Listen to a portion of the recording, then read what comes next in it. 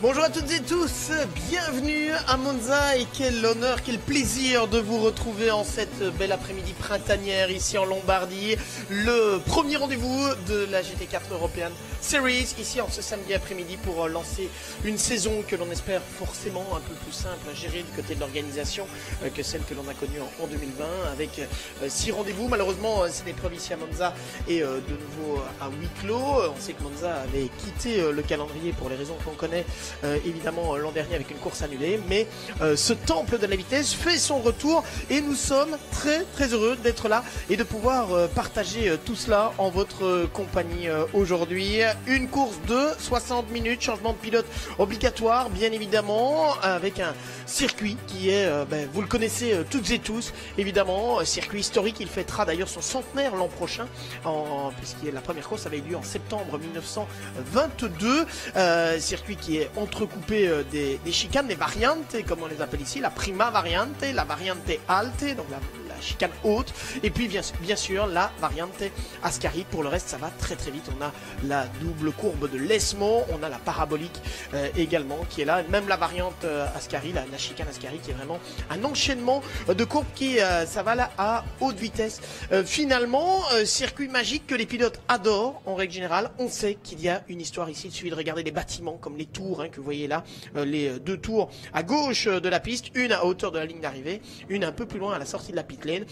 Tout ici respire l'histoire du sport automobile, tout respire la passion du sport automobile et on sent qu'on est vraiment à un endroit où notamment avec l'ancien anneau de vitesse que l'on voit encore ici à différents endroits, on sent effectivement que ici c'est écrite l'histoire du sport automobile pendant de très longues années. Le GT4 avec un mix très sympa entre jeunes pilotes qui désirent se faire remarquer, qui désirent briller au niveau du sport automobile. C'est le cas notamment de Joel Strum, d'ailleurs le poleman sur la Porsche Allied Racing. Il a 19 ans, Joel Strum, c'est lui qui a signé la pole avec l'équipe d'ailleurs qui avait été championne en Pro-Am l'an dernier. Et puis à ses côtés, on retrouve un autre très jeune pilote, il est belge celui-là, Antoine Poty, 18 ans aujourd'hui, en ce 17 avril, et comme cadeau d'anniversaire, il s'est offert une place en première ligne de la grille de départ. Je pense qu'il est inutile de vous préciser que du côté d'Antoine, on se dit que s'il y avait encore moyen d'ajouter un deuxième cadeau à ce premier cadeau d'anniversaire, ce serait pas mal, évidemment. Et en compagnie de Stéphane Lemray, il faudra le surveiller avec la Toyota numéro 8 de l'équipe CMR. On va ensuite retrouver sur la deuxième ligne Ivan Giacomo, pilote suisse, avec une Porsche du Sentry Porsche Ticino, la 718. C'est le nom du modèle, 718 Cayman GT4. C'est aussi le numéro de la voiture pour Ivan Giacomo qui s'élancera depuis la 3e position. Mais avant cela, vous allez le voir, on a le poleman Joel Strum que vous avez là à l'image, associé à l'ex-champion d'Europe Nikolai Moller-Madsen, champion d'Europe Silver en 2018. C'est un équipage absolument redoutable que vous avez là sous les yeux. On a vu que les Porsche étaient très véloces depuis le début de ce week-end et donc là on imagine effectivement que Joel Strum et Nikolai Moller-Madsen devraient avoir une bonne carte à jouer, mais il y a 60 minutes de course. Voici Antoine Poty, bon anniversaire Antoine, 18 ans on l'a dit, il partira depuis cette première ligne. Antoine Poty qui avait déjà brillé avec notamment une pole position l'an dernier sur le circuit Paul Ricard et donc qui confirme, il lui a parfois manqué un peu de régularité pour sa première année en GT. Ce sera l'un de ses objectifs évidemment, c'est d'ajouter une régularité à une pointe de vitesse qui ne fait pas vraiment de doute. Du côté des jeunes, on a également Loris Kabirou, il nous vient du championnat de France de Formule 4, lui c'est le Benjamin je pense du peloton, 16 ans pour Loris Kabirou que l'on voit évoluer également dans le cadre de la compétition française, le FFSA GT où il est clairement le plus jeune là-bas et donc ici il sera l'un des plus jeunes aussi dans cette compétition européenne. On va aller retrouver Nikolai Moller-Madsen. Nikolai, yourself and Joel on pole down here for this first race of the season. Oui, votre équipier est en pole pour la première course. Joël va démarrer, vous ferez le deuxième relais. Qu'est-ce que vous attendez de ce premier virage? Il est serré. Je lui ai donné quelques conseils pour éviter les accidents et pouvoir profiter de sa première place. J'espère que tout le monde va se respecter. C'est la première course de l'année. On sait que c'est une course longue et j'espère que tout le monde va pouvoir passer le virage. Je pense que si on passe le premier virage, les autres vont devoir se bouger parce que Joël est vraiment très rapide ici. Apparemment, la voiture est bien. Ouais, l'équipe Allied a vraiment fait un bon travail. Apparemment, on a fait du trop bon travail parce qu'on a une BOP qui a légèrement évolué, mais j'espère qu'on va le gérer. On va essayer de creuser l'écart pour Joël et puis j'espère que je pourrai gérer l'écart, nous dit Nikolai Moller-Madsen avec Joël Sturm, qui sera le pilote au volant de cette voiture. Des Porsche qui étaient très performantes, on l'a entendu de la bouche de Nikolai Moller-Madsen. Apparemment, on a légèrement adapté la BOP. La BOP, c'est quoi? C'est la balance de performance qui vise à faire en sorte, vous la connaissez en GT3, c'est le même principe en GT4, à faire en sorte que toutes les voitures soient autant que possible, en tout cas sur un pied d'égalité en termes de rythme de course. Alors, c'est une mission qui est toujours très difficile, évidemment. On a des voitures qui sont un peu plus puissantes en ligne droite. C'est le cas par exemple de ces McLaren, notamment avec Bailey Voisin, le pilote, on pourrait même dire Bailey voisin dans ce cas-ci, puisqu'il vit à Genève, il parle parfaitement le français.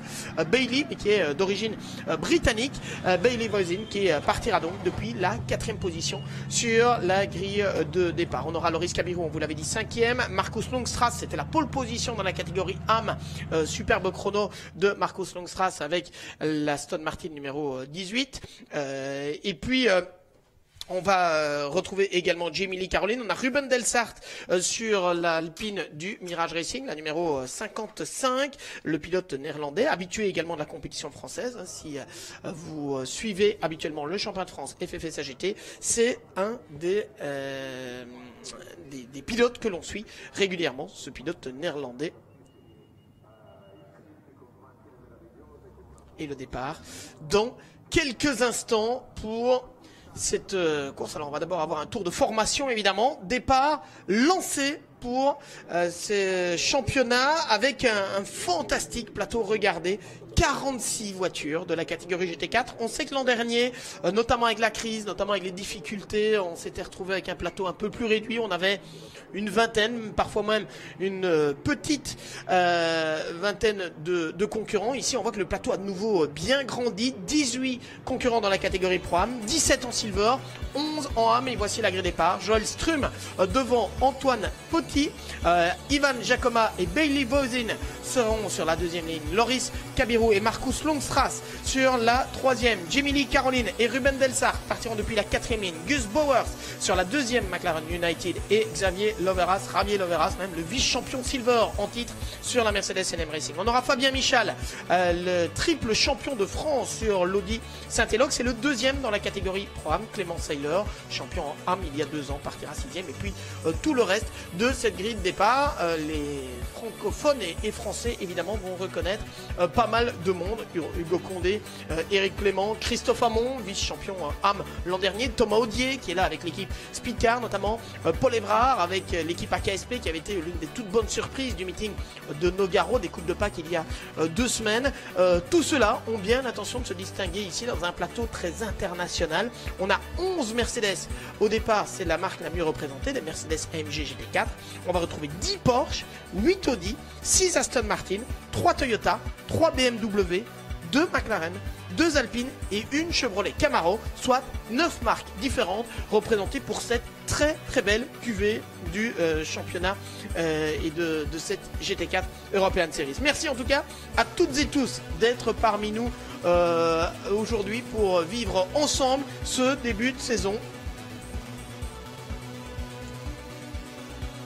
Et espérons-le, du grand spectacle. On espère tout d'abord, pour être tout à fait honnête, avant le grand spectacle, que ça va passer du côté de la première chicane, la prima variante. Si ça passe là, en général, alors on va pouvoir démarrer sur une course qui, on l'espère, sera un peu plus classique, un peu plus limpide. Et on l'espère, une très belle lutte pour la victoire dans les 3 catégories. 3 catégories totalement distinctes, il n'y a pas de classement général ici. Alors certes, pour l'ego des pilotes, pour l'honneur évidemment, on va surveiller un petit peu, hein, clairement. Mais pour le classement lui-même du championnat, on n'a pas de classement général et donc on aura 25 points pour le vainqueur. On a déjà eu un point attribué, ça c'est l'une des nouveautés cette saison, un point pour la pole position qui a déjà été attribué. Donc Joel Sturm et Nikolai Moller-Madsen sont les premiers leaders en Silver, Ivan Giacomo et Max Busnelli sont les premiers leaders en Pro-Am et Marcus Longstrass et Henrik Lyngby Peders sont les premiers leaders en âme. Ils se retrouvent tous sur les 3 premières lignes de la grille de départ. Les pilotes 2 dans le cas des équipages Pro-Am, hein, donc les pilotes qui sont les plus hauts classés, ont disputé la 2e séance qualificative et prendront le départ de la 2e course. Avec la tension qui monte forcément, l'Audi Leading Car qui emmène le peloton. Joël Strum face à Antoine Petit, 19 ans pour le pilote de la Porsche, 18 pour le pilote de la Toyota. Derrière, Ivan Giacomo, lui, est un peu plus expérimenté. Bailey Voisin, c'est un tout jeune pilote également, le représentant de l'équipe United Autosport avec la McLaren. Attention à la puissance de la McLaren pour Bailey Voisin, qui est un pilote qui a tout juste 18 ans également. Donc la jeunesse est aux avant-postes, ça tombe bien. Le championnat d'Europe GT4 se veut être une rampe de lancement, clairement, vers la pyramide et Serro. Hein. On aura ensuite le GT3. On peut avoir l'Intercontinental GT Challenge également. Tout ça permet à ces pilotes de rêver d'une carrière de pilote professionnel, comme tous ces jeunes qui sont là, qui n'ont qu'une ambition, se faire remarquer par des constructeurs et devenir des pilotes professionnels d'ici quelques années. Attention, au départ les feux sont rouges. Lorsque le départ sera donné, on décomptera le temps. 60 minutes, c'est parti. 60 minutes au programme. Excellent départ d'Ivan Giacomo, bon départ également d'Antoine Petit sur la ligne extérieure et excellent départ de Bailey Voisin avec la McLaren hein, qui a toujours beaucoup de puissance. Antoine Petit qui a pris un meilleur départ que le poleman Joël Strum. Il vient freiner ici au premier virage. Est-ce que ça passe pour tout le monde? Antoine Petit qui vire en tête. Très bon départ de la Toyota. Est-ce que ça passe pour tout le monde? On peut l'espérer. Certains qui coupent un peu, comme toujours. Une petite touchette ici ou là, mais rien de bien grave, semble-t-il. C'est passé pour l'ensemble, et ça on ne l'aurait pas parié forcément. L'ensemble des 46 voitures apparemment ont franchi le premier écueil qui s'appelle ici la Prima Variante. La première chicane est passée sans encombre et c'est une Toyota de l'équipe française CMR qui mène la danse avec Antoine Petit qui est au volant. Joël Sturm en 2e position, Ivan Giacomo qui est 3e, Bailey Voisin qui est en 4e position sur la McLaren de United. On a ensuite en 5e position, je pense, une Aston. Est-ce que c'était Marcus Lundstras? Je pense que c'est Marcus Lundstras qui était 6e. Puis là, au cœur du peloton, on a notamment vu Jean-Luc Boblic sur l'une des Mercedes AMG de l'équipe AK ASP, équipe française là aussi. Et Jean-Luc Boblic étant lui-même français, bien évidemment. Ils étaient venus pour une pige au Paul Ricard l'an dernier avec Jim Pla. Ils avaient gagné la catégorie Pro-Am. Ça leur a donné envie de viser le titre européen cette saison. Voilà Antoine Petit, Joël Strum. Et le passage part, pour la première fois, par la Variante Ascari. Et si vous avez regardé les épreuves du championnat de France FFS AGT lors des Coupes de Pâques de Nogaro, il y a pas mal de décorations que vous allez retrouver, notamment les Audi jaune fluo du team Full Motorsport. Et on a vu également la Mercedes CD Sport assez marquante, celle d'Enzo Joulier et Sébastien Beau. Enzo Joulier qui est un tout jeune pilote également, je pense qu'il a 16 ans. Et la fin du premier tour. Antoine Petit avec Joël Strum derrière lui. Joël Strum qui n'est pas parvenu à conserver l'avantage de sa pole. Ce qui ne veut pas dire qu'il n'a pas le rythme, loin de là. Je pense qu'il était un petit peu moins rapide au moment de ses lancers tout simplement. Et on a peut-être aussi l'expérience d'Antoine Petit qui a pas mal roulé en karting où il y a beaucoup de départs lancés. Ça a peut-être pu l'aider aussi. Ceci dit, je pense que Joël Strum a aussi un parcours en karting. Les deux Aston Martin Vantage que vous avez à l'image. Marcus Lundstras, le leader de la catégorie AM, c'est la bleue. Et puis juste derrière, Ruben Delsart, le néerlandais qui roule avec une licence britannique et qui vit à Paris. Ruben Delsart qui est l'un des pilotes du team Mirage Racing que l'on connaissait avec les Alpines et qui passe aussi à la version Aston Martin Vantage. Cette fois, petite touchette derrière entre Jamie Lee Caroline même le Britannique qui est venu faire l'intérieur ici à Gus Bowers. On va revoir le départ et au moment où les feux passent au vert, une petite hésitation du côté de Joël Strum et on n'en demandait pas plus du côté d'Antoine Petit qui a pu accélérer et même se rabattre devant le poleman. On revoit ici le départ. Regardez cette image fantastique. Peloton, 46 voitures de la catégorie GT4 en route ici vers la première chicane de Monza. Et le plus incroyable, c'est non seulement on en a 46, mais elles sont 46 à avoir bouclé le premier tour. Et ça, soyons honnêtes, on n'aurait pas vraiment osé le croire. ce temps-là, Antoine Potier et Joël Strum qui sont en train de s'échapper quelque peu par rapport à Ivan Giacomo. Voilà, on les retrouve d'ailleurs juste avant la parabolique. On creuse légèrement l'écart pour les deux jeunes pilotes. La Toyota GR Supra GT4.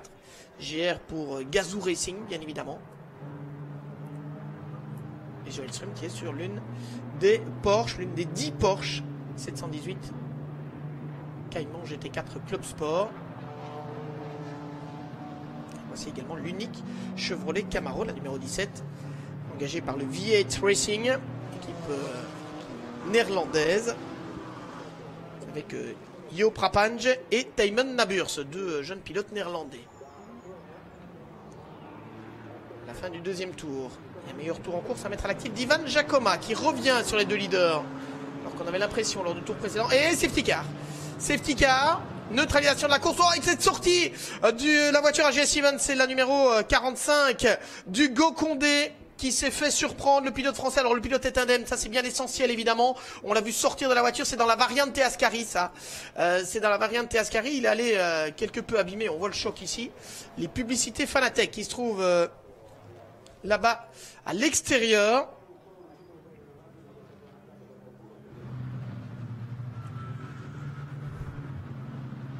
Et safety car, neutralisation de cette épreuve. Après cette sortie de piste, donc du côté de cette variante Ascari, on n'a pas vu le début de l'action, mais on l'imagine, hein, si on rentre un peu trop vite dans le premier gauche de la variante Ascari, si on a tendance, et c'est évidemment normal, on rebraque, le pilote rebraque légèrement, si l'arrière décroche à ce moment-là, eh bien la voiture part du côté gauche et vient percuter les protections, comme on vient de le voir ici, ce qui était très très clair. Avec l'arrière qui a décroché, Hugo Condé qui nous vient de la Sprint Cup by Funio Sport Proto, et donc qui est plutôt habitué à piloter des prototypes assez légers, hein, finalement. On est aux alentours de 600 kg je pense. Forcément quand on est au volant d'une GT4 comme celle-ci, ben, le poids est un peu différent et il s'est peut-être fait surprendre en partie par ce poids dont on vous parlait justement, l'inertie de la voiture qui forcément est un peu supérieure, comme on peut l'imaginer assez rapidement. Dans le cadre d'une Aston Martin, hein, on est le poids total avec le pilote, on est au-delà des 1500 kg normalement. Donc forcément, c'est un peu plus lourd, on l'imagine. S'il voulait nous montrer une nouvelle publicité Fanatec qui se trouve là-bas du côté de la variante Ascari, c'est réussi. Effectivement, Fanatec qui est partenaire du Fanatec GT World Challenge Europe Powered by AWS, Amazon Web Service. Des partenaires importants qui rejoignent SRA Motorsports Group et qui démontrent tout l'intérêt évidemment de ces championnats. Et on voit ici le contact à l'avant. Et on peut espérer, croisons les doigts, que le châssis n'a pas été trop endommagé. Le pauvre Hugo Condé, on voit cette image avec le body language qui ne laisse aucune place au doute, hein, clairement. L'énorme déception d'Hugo Condé qui nous devra une revanche certainement. Et on espère le plus rapidement possible. On analyse, mais pas question pour l'instant de changer une éventuelle stratégie.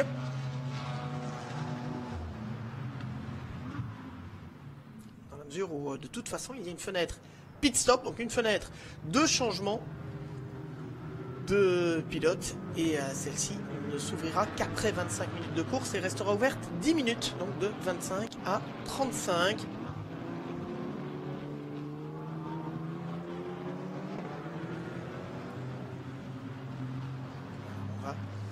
Essayer de garder les pneus en température, des pneumatiques Pirelli, et on nous signale déjà du côté de la direction de course Steve Burns, le directeur de course du GT4 Europe, qui indique que la voiture de sécurité s'effacera à la fin de ce tour. Safety car in at the end of this lap, et on va de nouveau libérer le peloton. Lorsque la safety car éteindra ses feux, ce sera Antoine Potier qui sera en charge de donner le rythme. Safety car qui devrait éteindre ses feux juste avant la variante Ascari, je pense. À peu près ici.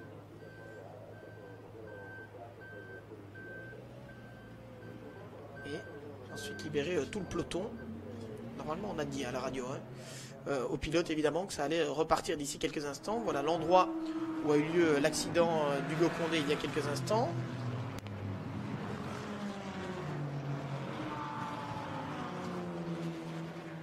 Et voilà la safety car qui est bel et bien éteint ses gyrophares. Antoine Poty qui très logiquement ralentit, laisse partir la voiture de sécurité. C'est lui qui va choisir le moment où il donne les gaz, Antoine Poty. Et en essayant de ne pas se faire surprendre évidemment par Joël Strum, comme lui-même avait réussi à surprendre l'Allemand. Est-ce qu'on accélère dès la sortie ou est-ce qu'on attend un peu du côté d'Antoine Poty? Attention parce que si on attend trop longtemps, ceux qui vont venir derrière auront peut-être l'occasion de s'élancer un peu plus. Et on va de nouveau avoir un freinage qui va être délicat au niveau de la première chicane. Voilà, c'est parti, ça relance maintenant seulement du côté d'Antoine Poty qui a attendu très longtemps pour redonner le rythme. Est-ce que ceux qui sont derrière ont plus d'élan? Je pense que c'est le cas, notamment pour la Mercedes de l'équipe CD Sport que l'on aperçoit là-bas à l'arrière-plan, qui est celle d'Enzo Joulier. Ça passe au niveau du premier virage. Ruben Delsart qui passe devant Marcus Longstrass. On a derrière Jamie Lee Caroline sur la 70, la Mercedes numéro 70. Très sympa d'ailleurs par sa déco, assez originale. Et apparemment c'est passé de nouveau pour tout le monde. Neutralisation qui aurait été de très courte durée et c'est tant mieux.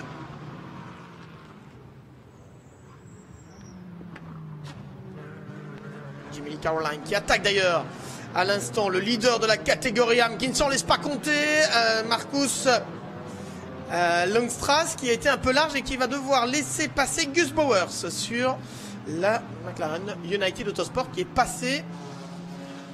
Ils ont l'air un petit peu chaud ces deux-là. Marcus Longstrass.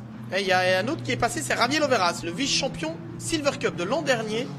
Vainqueur à 4 reprises avec Luc Ibanez. Javier Loveras qui a pu lui aussi passer devant Jamie Lee Caroline. Et puis on a une voiture là, c'est une des Audi de Clément Seiler, je pense, une des Audi Saint-Eloque, la jaune de Clément Seiler qui est en pleine remontée également. Qui est juste devant la voiture sœur d'ailleurs pilotée par Fabien Michal. Clément Seiler qui avait été champion en AM Cup, non pas l'an dernier, pardon, mais en 2019. À l'époque sur une Aston Martin Vantage de l'équipe Street Art. On l'a vu en GT3 l'an dernier. Il avait remporté d'ailleurs la bourse Sean Edwards qui correspond en fait à des pneumatiques Pirelli que l'on peut utiliser en GT3 l'année suivante. Et puis ici il revient Clément Seiler en GT4 avec l'espoir de se distinguer. Il est engagé sur cette Audi de l'équipe Saint-Eloque et pour l'instant c'est la meilleure des Audi, la numéro 14 de Clément Seiler, même si juste à côté Fabien Michal est revenu. On les voit d'ailleurs la bagarre ici entre les pilotes luxembourgeois et français, toujours en tête Antoine Poty et Ivan Giacomo qui doit résister à Bailey Voisin et on a Ruben Delsart qui est en 5e position. Oh, et un tout droit pour Javier Loveras, tout droit pour Javier Loveras sur la Mercedes du NM Racing Team, l'équipe catalane qui est la seule équipe non française à disputer l'entièreté des deux championnats, le championnat de France FFSA GT et la GT4 European Series. Pour le reste, on a toute une série d'équipes françaises, 8 si ma mémoire est bonne, 8 ou 9, qui sont présentes sur les deux programmes. Je crois qu'on a 9 équipes françaises et 8 qui font les deux programmes, si je ne me trompe pas. L'équipe Speedcar, pour l'instant, n'étant pas engagée dans ce championnat de France FFSA GT, mais ça pourrait venir, certainement, sur certaines piges en cours de saison. Équipe dirigée par Pascal Destambert, c'est l'équipe Speedcar qui est passée d'ailleurs à des Audi. On aura l'occasion de les voir parce qu'elles sont roses, ces Audi, et se distinguent assez facilement. Et pendant ce temps-là, Fabien Michal est repassé devant Clément Seiler. On a de nouveau l'Audi bleu devant l'Audi jaune. Et Fabien Michal, il attaque d'ailleurs Marcus Longstrass qui est un peu en difficulté avec l'Aston Martin Vantage numéro 18.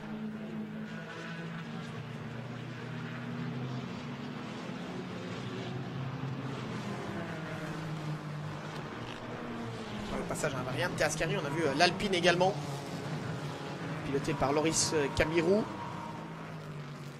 le jeune pilote qui nous vient du championnat de France de Formule 4.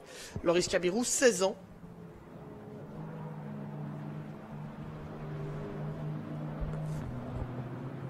Et on va boucler le 6e tour. Et voilà Hugo Condé qui n'a toujours pas retiré le casque. Première course pour lui dans le championnat d'Europe GT4 et on espérait évidemment tout autre résultat du côté d'Hugo, comme on l'imagine assez aisément. Allez, on a envie de lui dire à Hugo qu'il y en aura d'autres, que ça fait partie du métier, que c'est aussi comme ça que l'on apprend. Mais il n'empêche, la déception là, elle est assez impressionnante. Javier Loveras avec Jamie Lee Caroline. Javier Loveras, c'est pour la deuxième fois déjà qu'il se loupe au niveau de la chicane. Il avait court-circuité par le gazon il y a 1 ou 2 tours. Et là, il vient de se louper. Il est passé sur les vibreurs. Et ça permet au leader de la catégorie A, Marcus Longstrass, de repasser devant. Javier Loveras qui va être attaqué maintenant par Fabien Michal, qui a repris un peu ses distances vis-à-vis de Clément Seiler. Fabien Michal, le triple champion de France Pro-Am en titre, avec Grégory Gilbert qui... non, c'est Clément Seiler qui venait là se placer à l'intérieur. Loris Kabirou qui est dans la bagarre également. On a aussi l'une des BMW, la numéro 12, avec Sem Bolukbazi, le numéro 12 du Borussian Automotive Motorsport, des BMW qui traditionnellement sont plutôt véloces ici sur l'autodrome national et du Monza. Oui, Clément Seiler un peu large à la sortie de l'Esmo 2. La deuxième courbe de l'Esmo, ça va permettre à Sem Bolukbazi de passer devant. Voilà qui est fait pour la BMW M4. On sait qu'il y a énormément de Turcs aussi qui suivent cette compétition. Avec entre autres Sem Bolukbazi, qui est un très très bon sim racer, pour la petite histoire. Pilote virtuel donc. Sem Bolukbazi qui avait gagné d'ailleurs le championnat de Formule Renault Eurocup virtuel l'an dernier pendant le confinement. On l'a vu signer quelques belles performances aussi l'an dernier. Et alors ici, en étant associé à Berke Bessler, qui est un pilote qui nous vient de la monoplace, on pourrait avoir là un duo engagé en Pro-Am, puisque Sem Bolukbazi est toujours un Am. On pourrait avoir un duo assez intéressant. Voilà la vitesse de passage dans la parabolique. Javier Loveras, 129. Gus Bauer, 128. Fabien Michal, 126. Enzo Julier, 123. Marcus Longstrass, 123. Les informations qui vous sont fournies par Amazon Web Services, AWS, partenaire de l'ensemble des compétitions des Serro Motorsport Group. Et je vous parlais des Audi Rose. Eh bien, elles sont là, les Audi Rose de l'équipe Speedcar, l'équipe dirigée par Pascal Lestambéry. Tout droit pour Jamie Lee Caroline, qui tire tout droit au niveau de la chicane. Attention de ne pas gagner de temps et de position, évidemment, sous peine d'être pénalisé. Où est-ce qu'il va repartir, Jamie Lee Caroline? Il va perdre une place, 2 places, parce que Marcus Longstrass est passé. C'est le cas également de... qui était derrière Marcus Longstrass, c'était Javier Loveras, voilà, qui est passé également. Fabien Michal qui a dû freiner parce qu'il a été gêné. Et Sem Bolukbazi va en profiter pour passer avant la chicane numéro 2. Sem Bolukbazi à l'intérieur avec la BMW. Voilà, le Turc qui passe devant le triple champion de France. Sem Bolukbazi, donc, qui est en train de remonter, l'air de rien. Il est 10e désormais. Sem Bolukbazi. Et si je cherche sur la grille de départ, il partait depuis la 29e position. Une touchette avec la Chevrolet Camaro de Yopra Pange notamment. L'unique Camaro, c'est dans le chicane numéro 2. Et il y a une deuxième voiture qui est à l'arrière-plan là-bas. Et on risque d'avoir une nouvelle neutralisation. Il reste 43 minutes dans cette course. Est-ce que l'on va avoir, oui ou non, une neutralisation? La voiture qui a l'air bien endommagée. Je n'ai pas vu le début de l'action, je vous avoue. Je cherchais la position de départ, la 29e, je vous le disais, de Sem Bolukbazi. Oh, et un nouveau contact! Un nouveau contact avec Jamie Lee Caroline qui est venu percuter Javier Loveras. Et ça, c'est au moment où Javier Loveras a ralenti pour le full course yellow. Et Jamie Lee Caroline, manifestement, n'avait pas eu l'info du full course yellow. Javier Loveras s'est mis à 80 km/h comme il doit le faire. Ça n'a pas été le cas de l'autre Mercedes, la numéro 70, qui est bien endommagée. Les deux voitures sont bien endommagées. Jamie Lee Caroline, le Britannique là, qui est coupable d'une grosse erreur. Alors il a peut-être pas eu l'info dans la radio. Bon, on veut surtout pas critiquer, parce qu'on est quand on est au volant de la voiture, ben on doit voir les drapeaux, c'est clair, on doit les voir. Mais quand on est dans la bagarre, notamment du côté de la variante Ascari, on ne s'attend pas forcément à voir le pilote devant sauter sur les freins. Jamie Lee Caroline qui a loupé l'info, et Javier Loveras, le vice-champion silver, qui se retrouve à l'arrêt également. Voilà les incidents qui se multiplient et on neutralise. On va revoir tout d'abord ce qui s'est passé avec Yopra Pange. En fait, le point de départ, c'est l'une Porsche qui vient percuter. Alors, une Porsche, je me demande, c'est pas la numéro... Non, c'est la numéro 10. C'est la numéro 10, DB Motors, celle de Paolo Gnemi et de Riccardo Pera, le pilote italien Riccardo Pera, vu notamment en championnat du monde d'endurance l'an dernier, et qui était l'un des pilotes les plus rapides d'ailleurs. Et regardez la Porsche qui coupe, en fait, qui se loupe au freinage, ou qui a un problème de freinage, je ne sais pas, qui passe dans l'herbe et qui vient percuter la Chevrolet Camaro de Joop Rapange. Ouais, et quand on voit comment la Chevrolet Camaro joue à saute-mouton là, on comprend bien effectivement que du côté de la suspension avant gauche, les dégâts sont manifestes. Et puis il y a eu un deuxième incident où là c'est très très clair. Javier Lovera se met à 80 km/h pour respecter le full coursiello, qui veut dire neutralisation. Et derrière lui, on a vu le Britannique Jiminy Caroline qui n'est pas conscient tout simplement de ceci. On va regarder, ça se passe devant. Il ralentit Javier Lovera, c'est le choc qui est impressionnant avec Jiminy Caroline qui le percute de plein fouet. Et abandon bien évidemment pour les deux Mercedes AMG GT4. On a déjà perdu Hugo Condé qui est aussi... Non, pardon, Hugo Condé c'est une Aston, autant pour moi. Mais là on vient de perdre en tout cas deux Mercedes d'un coup. Une Porsche qui est celle d'Ebi Motors. Et ça c'est une très mauvaise nouvelle pour Ricardo Pera qui aurait dû s'élancer depuis les avant-postes demain. Alors, je dois reprendre les positions exactes. Mais si je me souviens bien, il était troisième, Ricardo Pera, sur la grille de départ. Et si les dégâts sont aussi importants, pas sûr qu'il pourra s'élancer depuis la position qui était la sienne. Il était même deuxième place pour Ricardo Pera qui aurait dû s'élancer depuis la première ligne. Et là, je crains que les dégâts ne soient conséquents. Je pense de ce que l'on a pu voir, alors sans pouvoir l'affirmer évidemment à coup sûr, mais je pense qu'il y a eu un problème technique parce que clairement, on a vu Paolo Gnemi qui se retrouve sans frein, qui essaye d'éviter les concurrents qui sont là, mais qui vient percuter la Chevrolet Camaro. Et on est en safety car, c'est la raison pour laquelle vous avez vu les voitures accélérer et ne plus respecter les 80 km/h. Tout le monde va venir se remettre dans la file derrière la voiture de sécurité.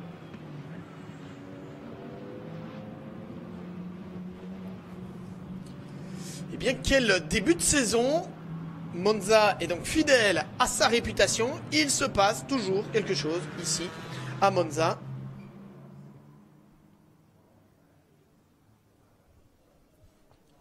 Safety car, le temps de dégager les voitures.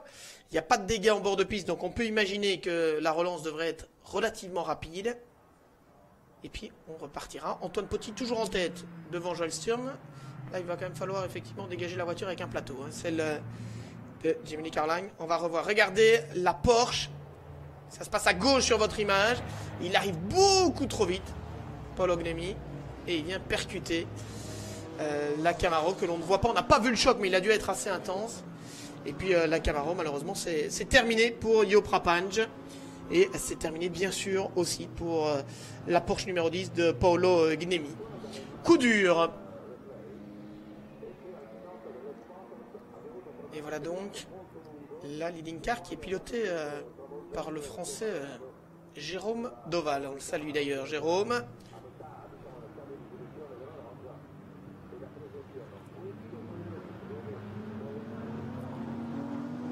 Évidemment, il y avait une forte connotation francophone, en particulier cette année, dans le championnat. Bon, il y a deux pilotes là qui doivent un peu se mordre les doigts, évidemment. En tout cas, un qui doit se mordre les doigts. C'est Jiminy Caroline qui était en plein dans la bagarre. Alors, est-ce qu'il n'a pas vu la présentation des panneaux? Il faut savoir, la procédure full coursiello, c'est la présentation du panneau. Ça signifie qu'il reste 20 secondes. Ensuite, on a le drapeau jaune fixe. Ça signifie qu'il reste 10 secondes. Et puis, quand le drapeau jaune est agité, eh bien là, on se retrouve avec la procédure qui débute véritablement.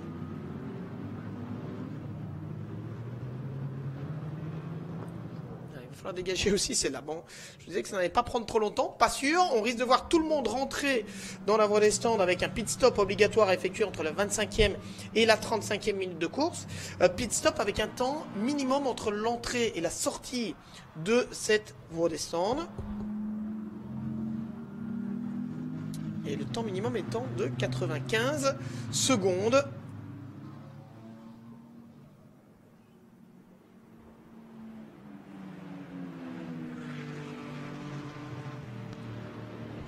Toujours la neutralisation. Est-ce qu'on va voir rentrer tout le monde d'ici quelques instants? Ce sera peut-être un peu tôt pour ce tour-ci.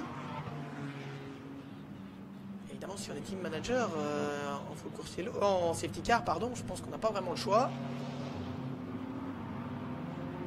Parce que si on reste en piste, on va se retrouver ensuite derrière ceux qui auront déjà effectué leur arrêt.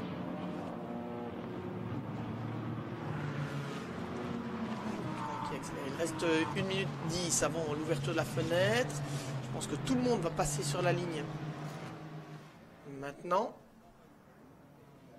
Ah, et on nous signale du côté de la direction de course qu'il n'y aura pas, et ça va être beaucoup plus logique sportivement parlant, il n'y aura pas d'ouverture de la fenêtre pit stop tant que le safety car est là, pour éviter justement que tout le monde rentre en même temps et éviter éventuellement quelques problèmes, alors qu'on voit ici Enzo Joulier avec des dégâts à l'avant, éviter éventuellement des problèmes d'abord de bouchons, si l'on peut dire, dans la voie des stands, où on aurait une quarantaine de voitures qui arrivent, et puis des problèmes quelque part de non-équité sportive, pardon, si je peux dire, c'est-à-dire que certains pourraient vraiment en tirer un avantage qui n'aurait rien à voir avec le côté sportif de la chose, et donc la fenêtre ne s'ouvrira pas, nous indique la direction de course. Choix très judicieux, je trouve, pour justement assurer l'équité entre tous. On espère que ça va aller très très vite et on salue les commissaires de piste de l'autodrome di Monza. On espère que ça va aller très très vite pour dégager les voitures et que l'on pourra relancer la course. Voici les vitesses de pointe. Elles vous sont offertes par Race Vision Power by AWS. Et vous le voyez, 267 km/h pour Alexander Hardwick. Les Porsche qui sont très rapides. Hein, 3 Porsche à 267 et 265. Paul Ognemi, le numéro 10 des B-Motors, qui a été à l'origine de l'accident au niveau de la deuxième chicane. Il y a eu un suraccident et on a vu une BMW aussi qui était en 4e position dans ces vitesses de pointe qui sont une indication qui peuvent aider. Évidemment, c'est plus facile, si l'on peut dire, ou moins difficile en tout cas de doubler si vous avez une voiture qui est rapide en ligne droite. Par contre, comme la balance de performance cherche à équilibrer les chances entre tous, en général les voitures rapides en ligne droite sont par exemple un peu plus hautes ou tiennent un peu moins la route, tout simplement, et donc on a des avantages ailleurs. Tenir moins bien la route, ça veut souvent dire aussi dégrader un peu plus les pneus parce qu'on glisse plus, et donc finalement tout s'équilibre, hein, et c'est ce qui fait d'ailleurs la beauté. Une balance, c'est pour rechercher l'équilibre, et c'est bien ça, c'est ce qui fait la beauté de ce championnat et de cette catégorie GT4 où les voitures sont relativement différentes, plus peut-être encore qu'en GT3. On a vraiment des voitures avec des profils très très différents au niveau technique. Quand vous avez évidemment une Alpine, hein, pour donner un exemple, face à une Audi, forcément ce sont des voitures qui par leur poids, par leur puissance notamment, se distinguent les unes des autres, et on a, je pense, jusqu'à 300 kg de différence entre elles. Donc du côté des responsables techniques de SRO Motorsports Group et ceux qui déterminent la balance de performance, notamment Claude Turmont, et bien forcément on doit être attentif à tout cela. Ceci dit, de manière générale, il faut bien le dire, la balance de performance, la BOP de SRO, est souvent plus saluée que décriée d'ailleurs. Alors certes, certains y trouveront toujours quelque chose à redire, il n'y a pas de doute, mais dans l'ensemble, il faut reconnaître que cette balance de performance par SRO Motorsports Group, avec tous les outils de simulation notamment mis sur pied aujourd'hui, cette balance est vraiment une balance qui fait son effet et qui remplit largement sa fonction. On est toujours avec la voiture de sécurité. Est-ce que l'on peut espérer, pas d'informations en tout cas en ce qui concerne la direction de course pour l'instant, est-ce que l'on peut espérer rentrer petit à petit dans le dernier tour? Il va falloir d'abord dégager les 4 voitures impliquées dans les 2 accidents. Le deuxième étant indirectement la conséquence du premier, puisqu'il y a eu ce full coursier lot. Voilà déjà, en tout cas, la Chevrolet Camaro de Jo Prapange, avec Tijmen Naburs, les 2 Néerlandais du V8 Racing, qui n'iront pas beaucoup plus loin. Et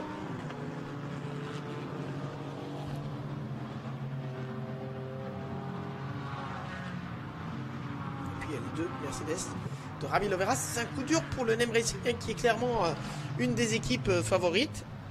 Il avait été, je vous l'ai dit, vice-champion. Oh là là, les dégâts sur la Porsche et B-Motors. Pas sûr du tout que celle-là, on la retrouve demain. On l'aperçoit en arrière-plan. La Porsche de Paolo Gnemi. Alors, on a déjà vu des mécaniciens réaliser des miracles. Mais soyons honnêtes, sur ce coup-là, on aura quelques doutes.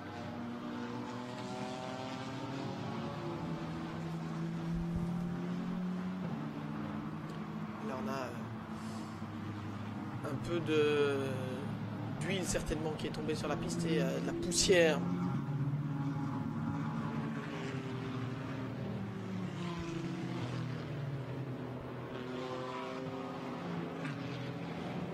À la mi-course, on va être à la mi-course dans quelques instants.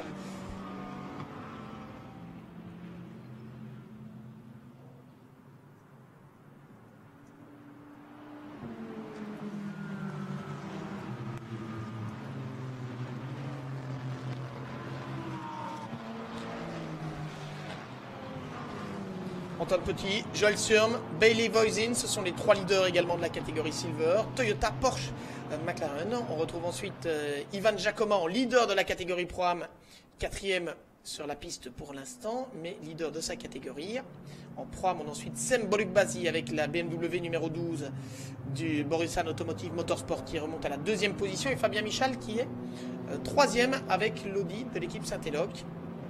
En AM, Marcus Lundstras sur l'Aston Martin Vantage numéro 18, la voiture du Elapagid Racing One, est en tête. 2e position pour Christophe Amon sur l'Audi Full Motorsport, le vice-champion de France AM en titre. Et on voit d'ailleurs les 2 Audi Full Motorsport qui sont roue dans roue. Christophe Amon qui est derrière Éric Clément, engagé quant à lui en Pro-Am. Christophe Amon sur la numéro 69 qui est donc 2e, et puis 3e Nicolas Gomard, encore un Français et encore une équipe française avec AGS Events. Nicolas Gomard qui est le champion en titre, champion d'Europe en titre dans cette AM Cup avec une Aston de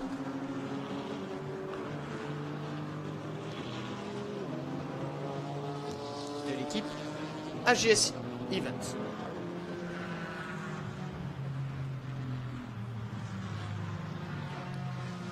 Par des marques, ceci dit, qui sont vraiment représentées aux avant-postes. Mercedes, après les ennuis, ceci dit, de Javier Loveras et de Jamie Lee Caroline, qui étaient les 2 Mercedes les mieux placés. La première Mercedes, désormais, elle est en 10e position, et c'est la 90 de Trivellato Racing by Villorba Corse. C'est donc l'autre voiture de l'équipe italienne. C'est l'équipier de Jamie Lee Caroline, c'est Francesco Guerra, le pilote italien, qui est 10e pour l'instant. La meilleure Alpine étant celle de Loris Kabirou, elle est en 12e position. Les Alpines qui seront certainement plus à l'aise sur les prochains rendez-vous. On pense notamment à des circuits comme Zandvoort par exemple. C'est pas forcément en ligne droite que l'Alpine A110 GT4 est la plus rapide. On a toujours les services de secours là qui sont au niveau de la 2e chicane.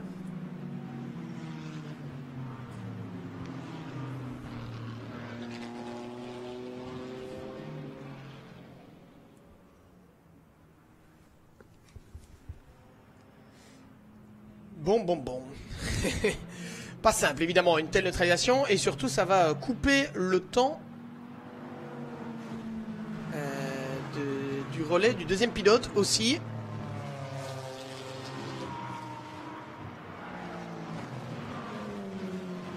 On va prendre une question que je reçois par message à l'instant. Non, mon ami Laurent Mercier n'est pas là en l'occurrence pour le championnat GT4 Europe. Occupé notamment aussi avec pas mal d'interviews et de textes à écrire pour Endurance Info. Je ne voudrais pas vous révéler de grands secrets, mais je pense notamment que vous pourrez bientôt lire sur Endurance Info une interview de Stéphane Rattel. Voilà, entre autres. Mais qui sait, peut-être en cours d'année, allons-nous retrouver Laurent Mercier avec nous pour cette compétition européenne du GT4 Europe. Vous savez évidemment que je déteste ce garçon et je ne serais absolument pas ravi de l'avoir à mes côtés. Vous l'aviez bien compris, bien sûr. On le retrouvera demain, Laurent, évidemment, à partir de 9 h pour les essais qualificatifs et même 8 h 55. Oh, il y a un pilote qui est parti en tête à queue derrière la voiture de sécurité. Toujours assez embêtant. C'est Christian Duncan, le pilote de Kant, pardon. Le pilote suisse. Et safety car in at the end of this lap. On va pouvoir relancer la course. Alors, quelle va être la fenêtre? Eh bien, on espère avoir l'information directement. J'imagine que tout le monde ne va pas devoir rentrer tout de suite et que donc la fenêtre va être légèrement décalée. Et à partir de là, on risque d'avoir peut-être une fenêtre, un tour, 2 tours, on va voir. Hein, ce que nous dit la direction de course. On n'a pas encore cette information. Autre, et là on va revoir. Qu'est-ce qui s'est passé?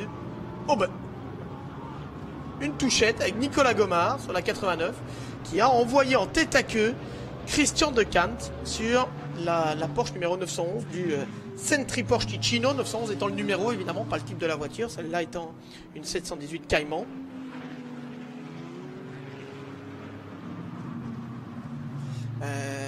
Qu'est-ce qui s'est passé pour Nicolas Gomard? Est-ce qu'il a cru qu'on allait relancer plus tôt? On va relancer maintenant. Toujours pas d'informations concernant la fenêtre. Est-ce qu'on va laisser tout le monde rentrer rentrer maintenant? On revoit. Non, on va pas revoir. On va d'abord voir si tout le monde rentre. Maxime Potti. Antoine, pardon. Le petit frère de Maxime, hein, que l'on avait vu à l'époque, notamment gagner. Non, monter sur des podiums. Il n'avait pas gagné en TCR Europe. Antoine, qui a 18 ans aujourd'hui. C'est Stéphane Lemray qui va assurer le deuxième relais. Alors, est-ce qu'on va voir tout le monde rentrer dès la relance, ou est-ce que l'on va libérer le peloton au moins pour un tour? Certains vont rentrer, certains continuent. On rentre notamment du côté de Bailey Voisin, le Team United Autosport qui a choisi de faire rentrer déjà certains. Antoine Potti qui a attendu longtemps avant de relancer le peloton. Oui, et il y avait des choix différents et la fenêtre vient de s'ouvrir. Je ne sais pas de quelle durée sort la fenêtre. Antoine Potti qui doit défendre sa position face à Joël Sturm. On va revenir sur la tête de la course. Il tire tout droit. Joël Sturm et Antoine Potti également. Ils se sont joués à qui freinera le plus tard. Ces deux-là. Antoine Potti qui a dû couper par le vibreur. Il n'a pas gagné de position.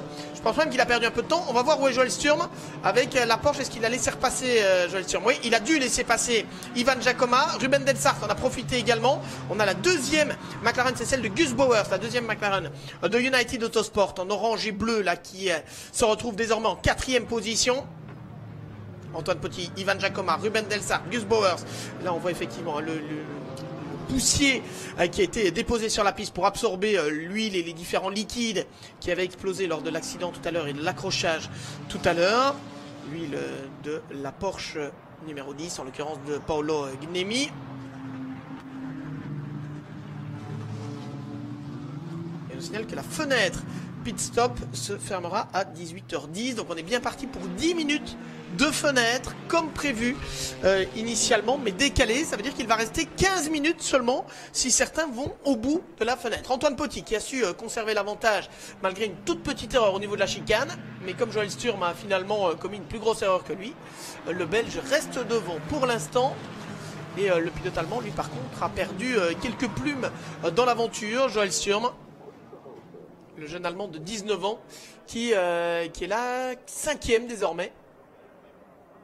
On a de nouveau de la poussière à l'arrière du peloton, avec certains qui semblent être sortis très très large au niveau de la variante Ascari. Continue du côté d'Antoine Potti. On va rentrer pour la deuxième McLaren United également. La numéro 32 de Gus Bowers, et c'est Dean McDonald qui va prendre le relais. Dean McDonald, auteur de la pole position pour la course 2. Ça va aller vite aussi dans le relais suivant. Attention avec une Audi de l'équipe Speedcar qui est prise en sandwich là par deux Porsche Allied Racing. Les Porsche qui semblent très très rapides. En ligne droite, Fabien Michal est toujours au volant de l'Audi numéro 42. Il vient de gagner une place d'ailleurs, Fabien Michal qui a doublé Francesco Guerra sur la Mercedes numéro 90. Là on va avoir, ça va être difficile à lire parce qu'on va avoir des concurrents qui ont déjà effectué leur arrêt. Un arrêt normal c'est 95 secondes entre l'entrée et la sortie de la pitelle. Voilà, c'est le cas par exemple maintenant d'Antoine Potti qui vient de doubler, le leader qui vient de doubler l'Aston Martin Vantage de l'équipe Street Art, la 007 d'Aston Martin avec Pascal Bachmann, pardon, relayé par Paul Teisgens. Paul Teisgens qui est un débutant en GT4. Il avait roulé un peu en VW Fun Cup avec une dizaine de courses en VW Fun Cup par le passé. Et puis en karting aussi. Il avait été en karting loisir, notamment en karting compétition loisir en tout cas, le 4 temps. Il a été champion de Belgique de karting indoor, de Belgian Indoor Karting Championship, il y a 2 ou 3 ans de cela. Paul Tysgens qui, pour son baptême du feu, se retrouve directement avec les leaders. Antoine Poty vient de passer devant lui, Ivan Giacomo également. Il va avoir Ruben Delsart derrière. Pas facile évidemment de se mettre directement dans le rythme.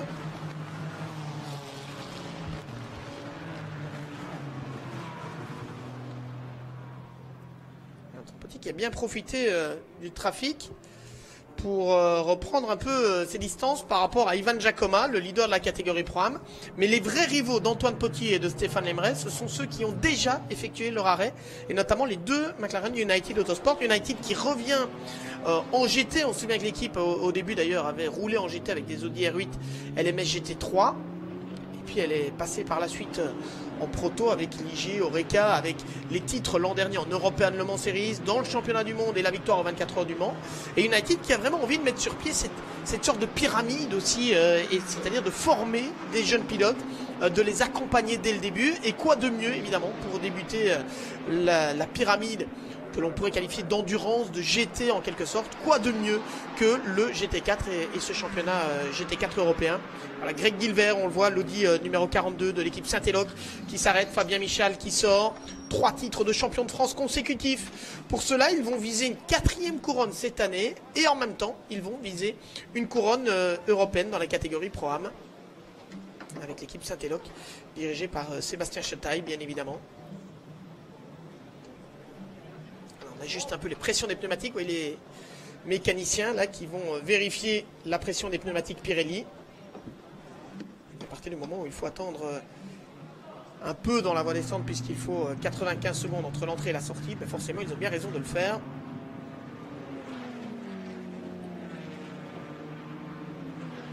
Ici, Paul Tysgens qui est derrière. Une autre voiture engagée en AM, celle de Mauro Ricci et de Benjamin Ricci, qui est la voiture aux couleurs AK évidemment. Le père et le fils, Mauro Ricci et Benjamin Ricci, qui ont également, je pense, effectué leur arrêt. C'est donc une lutte pour la position pour l'instant, avec Benjamin Ricci, qui a pris le relais de son papa son papa, effectivement. J'ai failli dire Romano, mais non, Romano, ça n'a rien à voir, c'est Mauro. Romano Ricci, qui lui roule en championnat de France avec une Alpine et qui n'est pas de la même famille. On pourra avoir tendance à confondre, mais pas du tout. Antoine Poty, qui boucle un tour de plus du côté de l'équipe CMR, équipe basée à Alès. On a décidé de laisser Antoine Poty encore un peu en piste, pardon. Je pense qu'il va devoir, ceci dit, s'arrêter probablement lors du prochain tour. Non, il reste encore 4 minutes en fait avant la fermeture de la fenêtre. Il pourrait encore faire peut-être même encore un tour après celui-ci. Pour l'instant, il a une voie dégagée ou pratiquement dégagée, Antoine Poty, donc il faut pousser.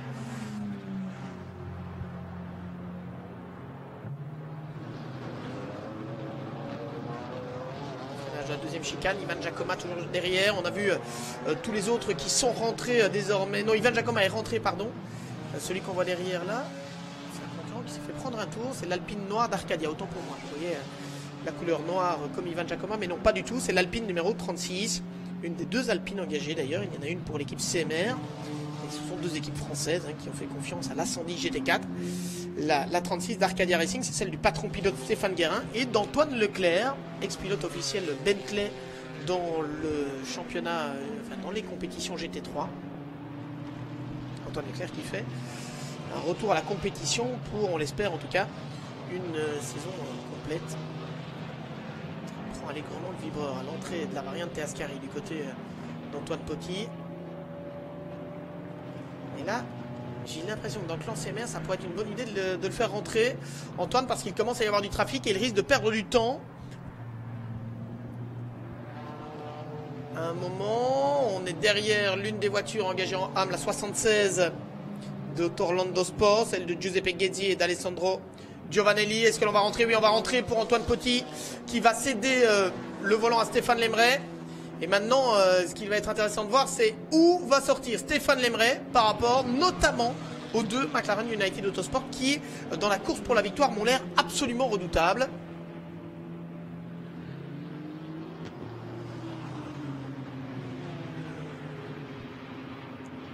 On va surveiller cela très très attentivement.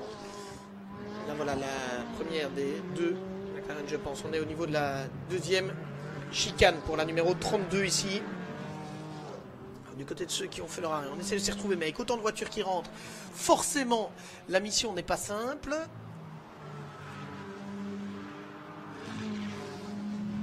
Du côté des deux McLaren, ce serait Charlie Fagg. C'est la 23 qui est devant. Ce n'est pas celle-ci. Normalement, Charlie Fagg est devant. Ça, c'est Dean McDonald que vous avez à l'image. Le poleman de la course 2. Mais Charlie Fagg, normalement, est 5 secondes devant avec la numéro 23.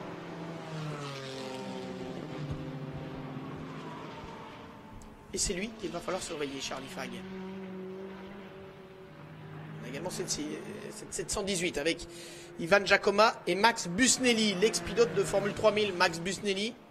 Voilà, elle est là, la première des deux McLaren à suivre, elle est là juste devant. Ça repart déjà pour Stéphane Lemray. Alors la pit lane est longue, il faut respecter évidemment la vitesse maximale de 50 km/h, mais j'ai bien l'impression qu'il va rester devant.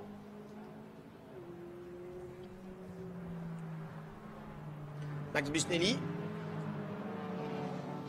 On l'a dit, entre autres, ex-pilote de Formule 3000. Voilà, ça repart pour Stéphane Lemray. Les autres arrivent à la sortie de la parabolique. Non, ça va passer pour la McLaren. Elle est longue cette pit lane. Et on va avoir un changement de leader. Changement de leader avec Charlie Fagg au commandement. Devant Stéphane Lemray qui va se retrouver en deuxième position. Max Busnelli troisième. Quatrième place pour Dean McDonald. On a attendu le plus longtemps possible du côté de Marcus Longstrass pour faire son arrêt. Son équipier Henrik Lyngby Pedersen qui reste en tête de la catégorie AM, qui est un peu moins rapide. On a Grégory Gilbert qui est dans le tas également. On a l'Audi numéro 4 de Robert Consagné et Benjamin Lariche qui est là aussi. Et on a donc eu un changement de leader et on l'avait dit qu'elles allaient être redoutables, ces deux McLaren United Autosport. Et stratégiquement parlant, le fait de faire rentrer directement la numéro 23 était probablement le meilleur choix. Le temps que tout le monde se remette en rythme, eux, ils avaient déjà changé de pilote. Bailey Voisin, relayé donc par Charlie Fagg. Charlie Fagg qui est l'un des jeunes pilotes officiellement soutenus par McLaren d'ailleurs. Se retrouve donc désormais au commandement.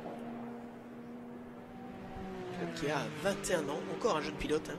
Et qui compte notamment à son palmarès un podium dans le championnat British GT en GT4 en 2018, il y a 3 ans. On l'avait vu déjà, il a l'expérience évidemment de ce circuit-ci, on l'avait vu déjà en GT4 Europe, avec une McLaren d'ailleurs en 2019, notamment ici à Monza. Et là, le pauvre...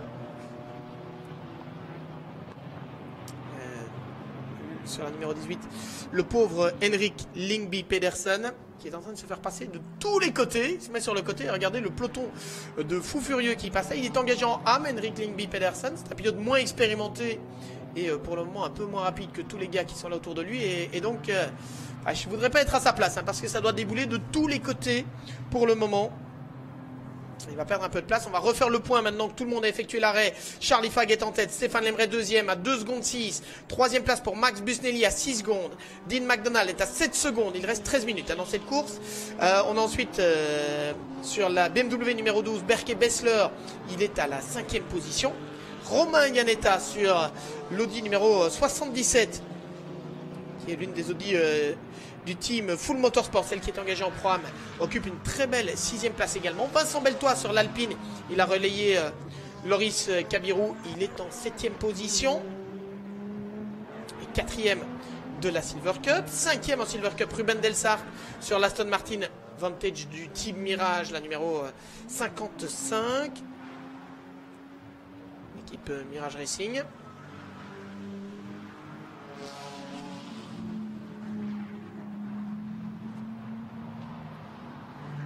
Grégory Gilbert qui est là. Alors il est où Grégory Gilbert? Il est sur le podium pour l'instant en Pro-Am puisqu'il est 3e de la catégorie Pro-Am. Attention, il a derrière lui la Porsche numéro 20 de Denis Fetzer. Grégory Gilbert qui était monté sur le podium ici, si je me souviens bien, dans le cadre de la compétition, ce que l'on appelait à l'époque le Blancpain Endurance Series, que l'on appelle aujourd'hui le Fanatec GT World Challenge Europe Powered by AWS Endurance Cup, le nom exact. Et Greg Gilbert, il avait aussi gagné la Citation Cup en compagnie de Georges Cabane ici en 2011, il y a 10 ans très exactement. Et je pense, sans certitude, mais qu'il était monté sur le podium en 2014.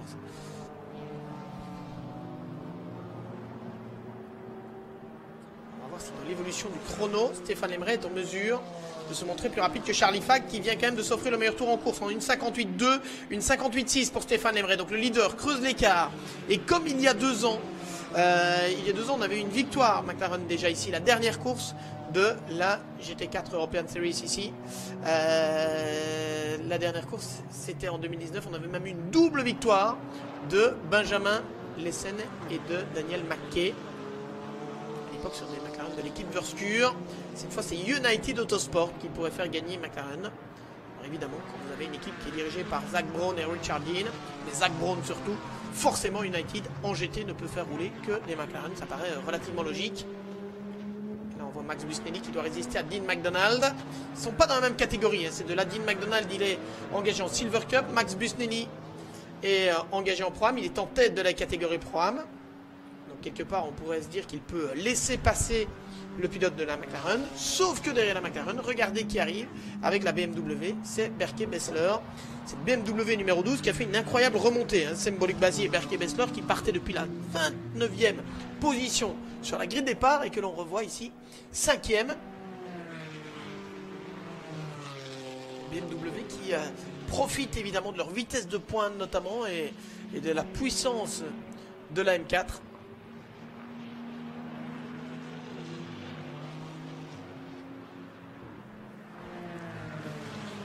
United Autosport au niveau stratégique n'aura pas loupé son coup. Ça c'est une certitude. Alors, parmi les pilotes qui vont très vite également pour l'instant en piste en 1.58.4, on a un Jim Pla qui est en train de remonter. On a un 58.2 pour Ruben Delsart sur l'Aston Martin Vantage du Team Mirage. Très bon chrono également. 58.3 pour Berke Bessler. 58.4 pour Romain Iannetta. Tout le monde est en train de signer ses meilleurs chronos. Le voilà d'ailleurs Romain Iannetta sur la 77. Qui est 3e, Romain Iannetta en Pro-Am. Je pense que je me suis trompé tout à l'heure, ou alors ça vient de changer par rapport à Greg Gilbert, mais Romain Iannetta, il est devant Greg Gilbert. En tout cas, on a Max Busnelli en tête en Pro-Am, Berke Bessler 2e, Romain Iannetta 3e en Pro-Am, et Grégory Gilbert désormais 4e devant. Oui, autant pour moi, j'avais zappé tout à l'heure Romain Iannetta dans les codes couleurs de notre classement. Sans vous révéler de grands secrets, on a un reflet en l'occurrence dedans pour l'instant. Et entre le bleu et le blanc qui doivent distinguer les chiffres, je vous avoue que peut-être vais-je devoir porter des lunettes, mais pour l'instant on voit que très partiellement. Mais donc il est bien pour le moment Romain Iannetta en 3e position de la catégorie Pro-Am. Et pendant ce temps-là, Max Busnelli, qui en plus de ses talents de pilote est aussi un très très bon manager. D'ailleurs c'est lui le manager de la Porsche Carrera Cup Italie. Ça c'est son métier. Et puis après être resté pratiquement 10 ans sans rouler, Max Busnelli qui revient ici avec le Sentry Porsche Ticino. Et on voit manifestement qu'il n'a rien perdu de son coup de volant. Il fait un peu figure d'ancien ou pratiquement.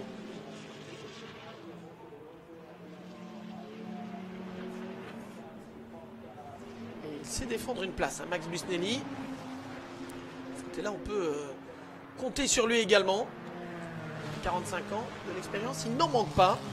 Ancien champion en Italian GT dans la catégorie GT2, ancien champion de la 3000 Pro Series, hein, les Formules 3000 qui avaient été recyclées après l'introduction du GP2.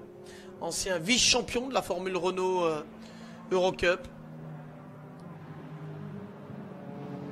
Affaire effectivement à quelqu'un qui sait comment tourner un volant, ça ne fait pas de doute. Et quelque part ça met aussi en valeur les performances de ses adversaires, hein, et notamment de Dean McDonald qui est juste derrière lui, l'Écossais.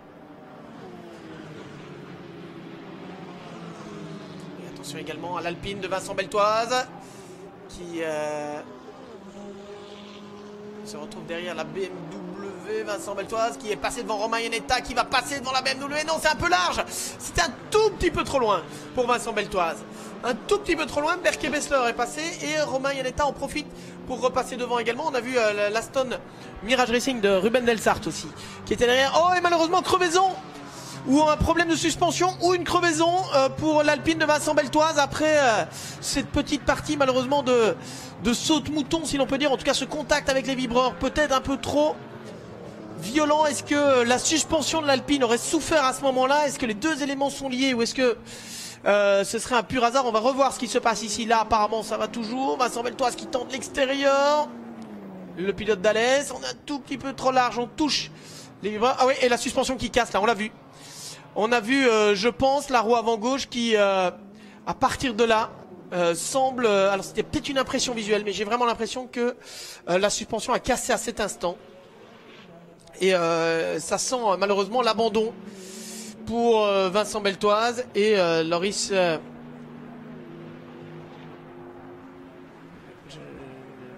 Cabirou, voilà, décidément. On hésite toujours du coup. Loris Cabirou, il y a effectivement un abandon qui est là. Berke-Bessler qui était un peu trop large, qui va être attaqué par Romain Iannetta. C'est la lutte pour la deuxième position dans la catégorie Pro-Am. Le leadership toujours pour Max Busnelli et la Porsche noire que vous avez à l'avant-plan.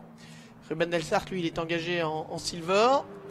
Et on a derrière Grégory Guilbert qui essaie de revenir également et qui doit espérer une bagarre, Grégory Guilbert, entre Berke-Bessler et Romain Iannetta, hein, parce que ça pourrait lui permettre de venir se relancer dans la course pour le podium et pour la deuxième place même dans la catégorie Pro-Am. Et dire que Vincent Beltoise venait de réaliser le meilleur tour en course en 1:58.135. Quel dommage pour Vincent Beltoise. Quel dommage. Berke-Bessler attaqué par Romain Iannetta qui est venu lui donner un petit coup de pare-choc d'ailleurs dans la première chicane, histoire de bien lui dire je suis là et je vais te mettre la pression jusqu'au bout. Ruben Delsart qui pourrait en profiter et Grégory Guilbert qui revient derrière. Et un nouveau meilleur tour en course, c'est pour Jim Pla. 1:58.094. Jim Pla qui est revenu dans le top 10. Il est 9e pour l'instant, Jim Pla, 4e de la catégorie Pro-Am. Je vous rappelle qu'avec Jean-Luc Boblic, ils avaient gagné une course l'an dernier lors de la finale du GT4 Europe sur le circuit Paul Ricard. Et là, on va avoir une victoire française peut-être dans la catégorie AM avec Mickaël Blanchemin qui est en tête juste devant Wilfried Casalbon. Deux équipes françaises, donc Full Motorsport face à CMR, Audi face à Toyota pour la victoire dans la catégorie AM. Mickaël Blanchemin qui a relayé Christophe Hamon. Wilfried Casalbon, lui, a relayé Andrea Benezet. Andrea Benezet qui n'est autre que le fils d'Eddie Benezet, bien connu notamment pour les fans de Trophée Andros. Et ils sont 18e et 19e du classement, mais ça c'est pas important, ce qui compte c'est le classement AM, avec peut-être un doublé des équipes françaises et des pilotes français dans ce classement AM qui avait été remporté l'an dernier déjà par des Français, Nicolas Gomard et Gilles Vanley, ayant été champions en GT4 European Series 2020. Il faut tenir du côté de Mickaël Blanchemin et à l'inverse il faut attaquer du côté de Wilfried Casalbon, champion AM en titre d'ailleurs dans le championnat de France l'an dernier en compagnie du jeune César Gazo. César Gazo qui est présent aussi d'ailleurs dans la compétition européenne, mais plus sur une Toyota. Il est sur une Aston Martin Vantage de l'équipe AGS Events et il est pour l'instant 13e. Et on revient sur Romain Iannetta qui attaque Berke-Bessler. C'est la deuxième place dans la catégorie Pro-Am qui est en jeu. Toujours Ruben Delsart derrière. J'aimerais bien voir où on est.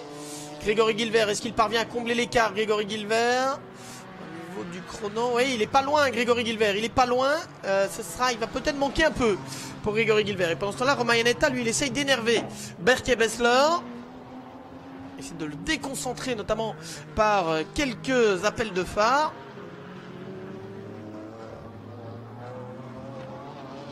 Et pour l'instant, la BMW qui tient bon. Berke-Bessler que l'on avait vu par le passé en Formule Renault Eurocup, c'est l'un des jeunes pilotes turcs que l'on suit évidemment, il a 22 ans aujourd'hui.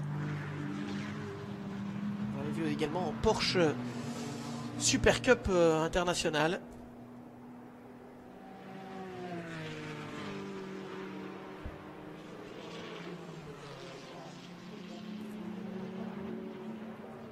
Toujours Max Busnelli. Derrière lui, Dean McDonald qui n'insiste pas trop. Berke-Bessler toujours attaqué par Romain Iannetta. Fait un superbe travail pour le moment. Une petite correction pour Berke-Bessler qui n'a pas roulé en Formule Renault mais seulement en Porsche, et c'était en Renault Clio qu'on avait vu à l'époque, donc non, c'est pas la même chose. C'est un habitué des voitures avec un toit, Berke-Bessler, autant pour moi. Après relecture des notes, il fallait corriger pour le russe de cette équipe Borusan Automotive Motorsport. Romain Yanetta qui ne trouve pas l'ouverture et qui va se faire attaquer maintenant par Ruben Delsart. On rentre dans le dernier tour. Grégory Gilver qui revient.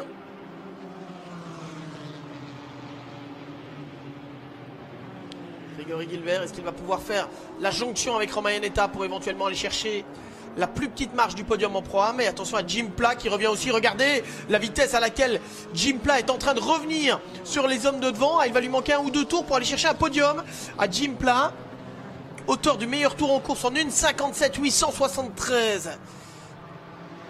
Toujours aussi redoutable, hein, Jim Pla. Et au volant d'une Mercedes AMG GT4, il faut se lever tôt pour aller aussi vite que le pilote français.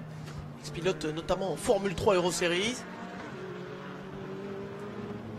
Grégory Gilver qui est bloqué là par...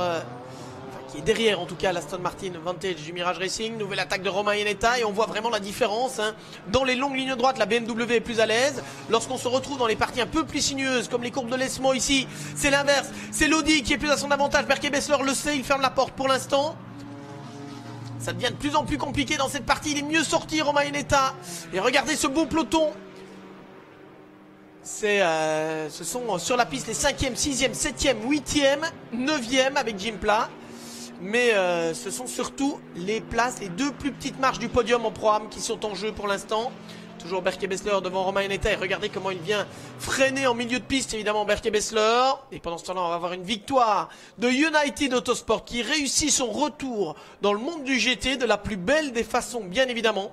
Avec une victoire en Silver Cup devant Stéphane Lemray et Antoine Poty. Ce sera quand même un podium pour Antoine Poty qui fête ses 18 ans aujourd'hui. Ce qui est quand même pas mal comme cadeau d'anniversaire. Alors certes, j'imagine qu'il aura un peu l'envie de plus. C'est au niveau stratégique, hein, qu'United Autosport a vraiment été brillant en faisant rentrer directement la McLaren. Et Jim Pla qui attaque ici Grégory Gilver. Ils se connaissent bien, il n'y aura pas de changement de position. Dommage qu'on n'a pas 2 ou 3 tours de plus, hein, pour cette bagarre, parce qu'on avait, on avait encore envie, pardon, et on aurait eu un petit goût de trop peu. Pratiquement, elle était en train de se dessiner, cette bagarre pour le podium dans la catégorie Pro Am. Max Busnelli qui s'impose en Pro Am avec Ivan Giacomo. Et du côté des autres, et notamment de la AM, voilà la finale au sprint également en AM entre Michael Blanchemin et Wilfried Casalbon. Et je pense que c'est la Toyota. Oui, la Toyota pour 16 millièmes de seconde s'impose dans la catégorie AM. L'équipe CMR de Wilfried Casalbon, le champion de France FFSA GT en AM Cup l'an dernier, et le premier vainqueur aussi avec Andrea Benezet bien sûr, hein, puisqu'ils sont deux, et le premier vainqueur de la catégorie AM sur ce championnat GT4 européen. Et voici Charlie Fag à l'image, le vainqueur, les deux McLaren United Autosport, doublé pour United Autosport et son retour en GT. On savait évidemment qu'ils allaient être performants. On savait que Monza correspond, il va très bien pour la McLaren, qui avait déjà gagné les 2 courses ici il y a 2 ans. C'est probablement le terrain qui lui correspond le mieux, je pense sincèrement, à cette 570S GT4. Il n'y en a que 2, mais on les retrouve toutes les deux parmi les 4 premiers. Il faut dire que du côté de United Autosport, on n'a pas pris n'importe qui non plus, hein. Ce sont tous des jeunes pilotes vraiment prometteurs qui ont été recrutés par United Autosport. On est revenu pour jouer la victoire, c'est clair, c'est net, et ça se confirme dès la première course avec ce succès de la 23. Charlie Fag et Bailey Voisin. Et Bailey Voisin qui vit à Genève et qui est francophone, on le disait, ou Bailey voisin comme vous le voulez, qui est parfait bilingue et qui va donc s'offrir également la plus haute marche du podium. Bon, j'imagine que notre ami Gemma Scott va certainement l'interviewer en anglais, ceci dit. Voilà, on va aller tout droit pour la McLaren qui va aller pour la procédure de podium. Et on va voir, en fait, je vous disais toutes les deux dans le top 4, mais étant donné qu'il y a une voiture Pro Am aussi dans ce top 4, elles sont toutes les deux sur le podium, hein, première et troisième, avec Charlie Fag et Bailey Voisin vainqueurs en silver. Deuxième place pour Antoine Poty et Stéphane Lemray. Troisième position en silver pour l'autre McLaren United Autosport, celle de Gus Bowers et de Dean McDonald.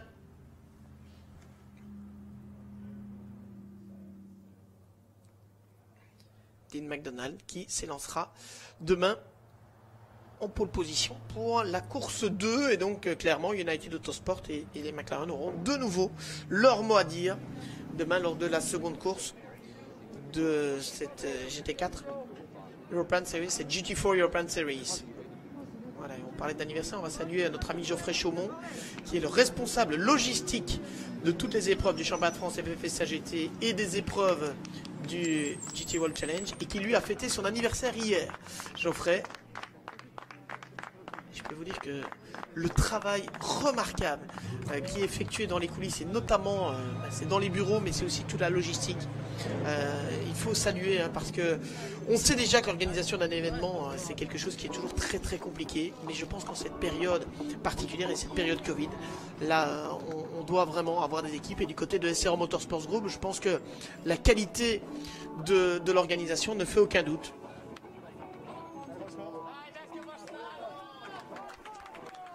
Voilà, Stéphane Lemray qui vient féliciter. Ah, il est un peu déçu, Antoine Potier. On vient de voir la tape amicale sur l'épaule de Charlie Bourracho. Il est un peu déçu parce qu'il rêvait d'une victoire le jour de son anniversaire et de ses 18 ans. Et ça, on peut bien évidemment le comprendre. Mais quelque part, tant mieux, hein, tant mieux qu'il soit déçu. Parce que ça veut dire que ces jeunes pilotes ont envie de plus. Et aujourd'hui, c'est pas tellement sur la piste, je pense vraiment que c'est plus dans cette undercut, comme on dit en anglais, ce changement de stratégie où on a fait rentrer directement, au moment où le drapeau vert a été présenté, on a fait rentrer directement la numéro 23 de Charlie Fagg. Et c'est probablement là que s'est fait la différence ici avec déjà les concurrents qui n'étaient plus lancés de la même manière. On a gagné quelques secondes, et puis la possibilité de faire monter les pneus en température. Et on va retrouver Charlie Fagg à l'interview en compagnie de Jay Mascott. Charlie, congratulations. Félicitations, Charlie. Ouais, vous avez vraiment eu une bonne stratégie de l'équipe après le safety car. Oui, ça a rendu mon travail presque difficile. Je voudrais juste dire bravo à Bailey.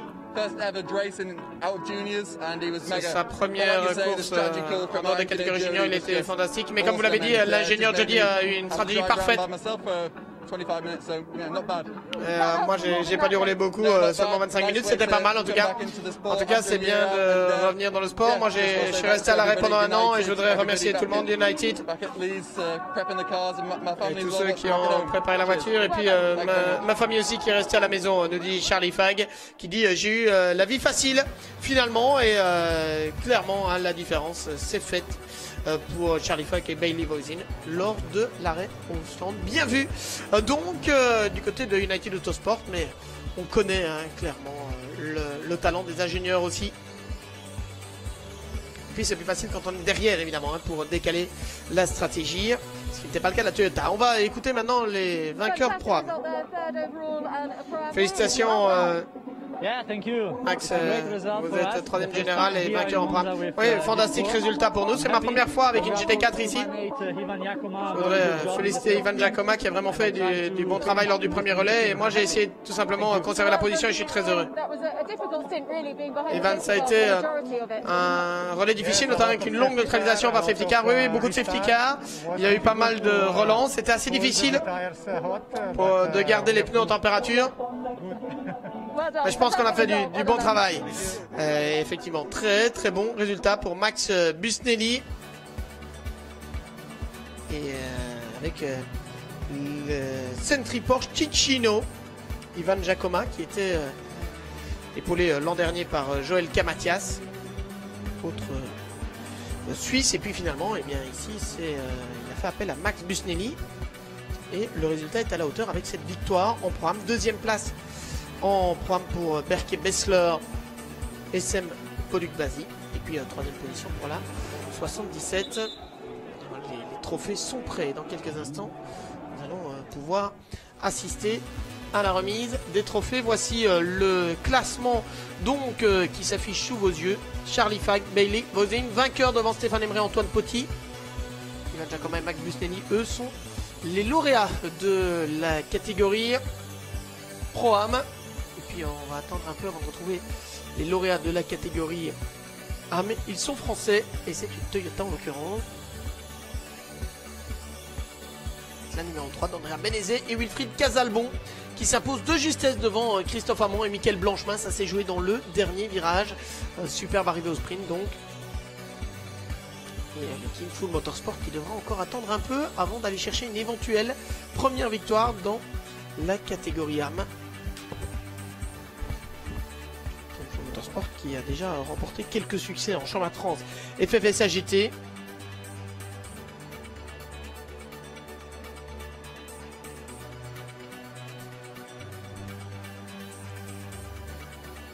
Et ceux qui ont abandonné, notamment Hugo Condé et Akil Rabindra, on se souvient de la sortie d'Hugo Condé dans la variante Ascari.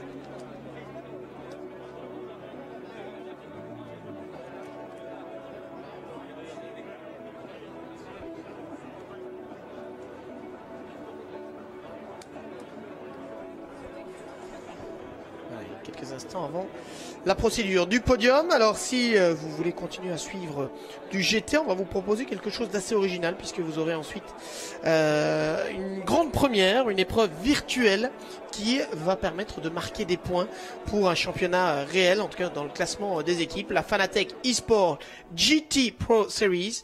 Donc Fanatec eSport GT Pro Series, retenez bien que vous allez pouvoir suivre uniquement en anglais mais sur la chaîne YouTube GT World également. Ce sera pour dans quelques instants et puis nous on se retrouvera demain à 9 h pour les essais qualificatifs et même à 8 h 55 pour les essais qualificatifs du Fanatec GT World Challenge Europe, bien évidemment en GT3, et on aura ensuite la compétition européenne de GT4 à 12 h 57 pour le début du direct, 13 h 10 pour le départ de la course 2 et on enchaînera directement avec la course GT3 et les 3 heures de Monza.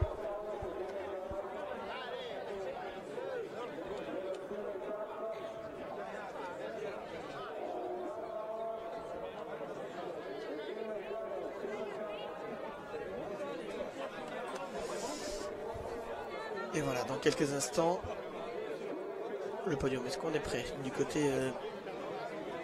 de la réalisation? On peut l'espérer.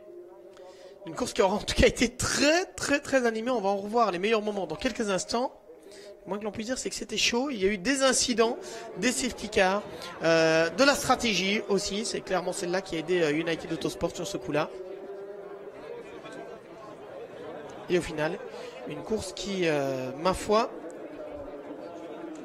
fut passionnante à suivre et à vous commenter et qui nous promet surtout une saison passionnante qui sera, je pense, l'une des plus disputées de l'histoire de ce championnat GT4.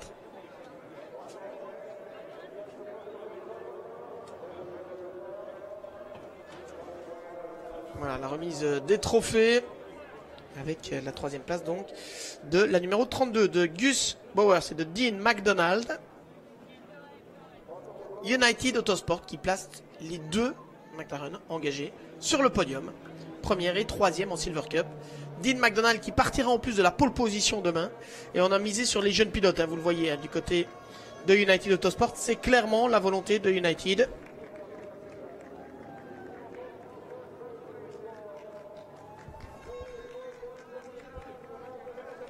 Voilà, Antoine Petit et Stéphane Lemray. C'est pas mal hein, comme cadeau d'anniversaire malgré tout pour Antoine. 2e sur la grille de départ, 2e à l'arrivée. Mais ils sont finalement devancés par ceux-ci. Ils partaient 3e sur la grille, Bailey Voisin et Charlie Fagg. Superbe coup stratégique de United Autosport. Ils se divisent en deux hein, ce week-end puisque l'équipe est évidemment aussi présente en proto en European Le Mans Series. Et donc il va falloir un peu mixer et jongler entre les deux. Ce qu'ils font très bien. Il y a plusieurs équipes hein, d'ailleurs qui sont dans le cas.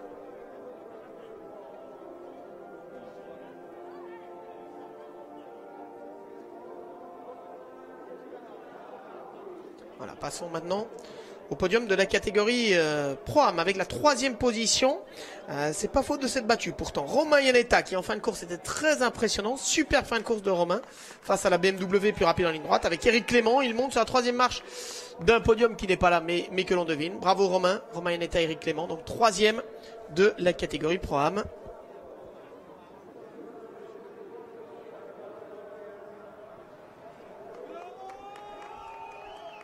Deuxième place pour Sem Bolukbazi et l'ex-pilote de la Porsche Super Cup Berke Bessler.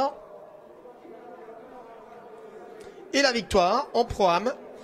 Là, ce ne sont pas des jeunes. Ivan Giacomo et Max Busnelli, deux pilotes très expérimentés, mais qui auront livré une prestation en tout point remarquable.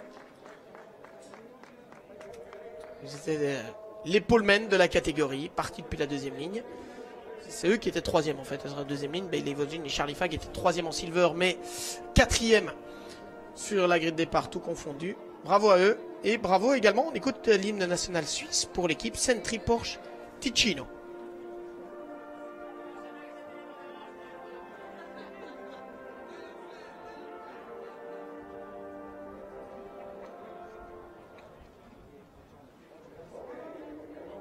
Voilà. Bravo à eux. Et puis on va terminer avec le podium AM dans quelques instants. Avec tout d'abord des Italiens qui vont terminer troisième. Les voici. Dario Cerati et Riccardo Canzian. Avec Autorlando Sport. Qui engage des Porsche bien évidemment. Autorlando qui était d'ailleurs, si je ne m'abuse, l'équipe qui avait gagné la toute première course de l'histoire de l'Endurance Cup en 2011. Ce qu'on appelait à l'époque la Blancpain Endurance Series. Donc super aussi. Deuxième place, Michael Blanchemin et Christophe Hamon. Il doit y avoir une petite pointe de déception aussi évidemment quand on est passé si près de la victoire. Quand je dis si près, c'était difficile de faire plus près. 1 centième de seconde, 16 millièmes qui permet à l'équipe CMR de s'imposer avec Andrea Benezet et Wilfried Casalbon sur la Toyota de l'équipe CMR. Donc une Toyota deuxième et une Toyota qui s'impose. Bravo à Charlie Bourracho. Bravo à toute l'équipe d'Alès aussi qui est engagée sur le programme aussi Bentley, enfin avec une Bentley en tout cas, dans le GT World. Et Wilfried Casalbon, champion de France FFSA GT en Am Cup l'an dernier, qui s'offre une première victoire européenne.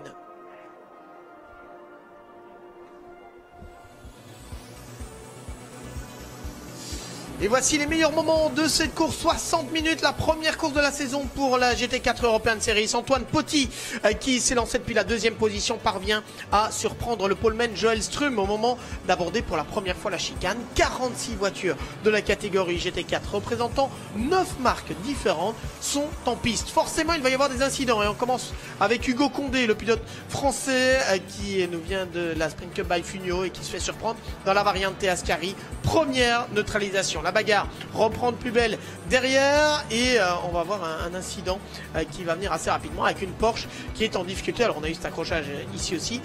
Une Porsche en difficulté au niveau de la deuxième chicane et qui vient percuter l'unique Chevrolet Camaro.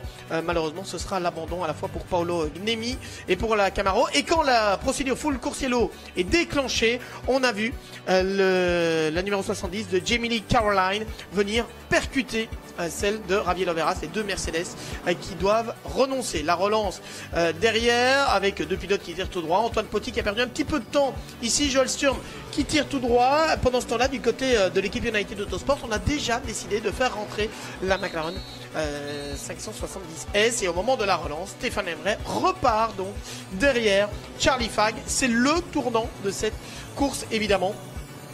C'est là que s'est jouée la victoire.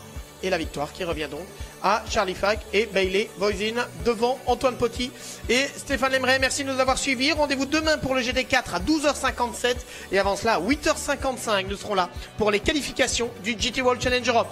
À demain, merci, bye bye.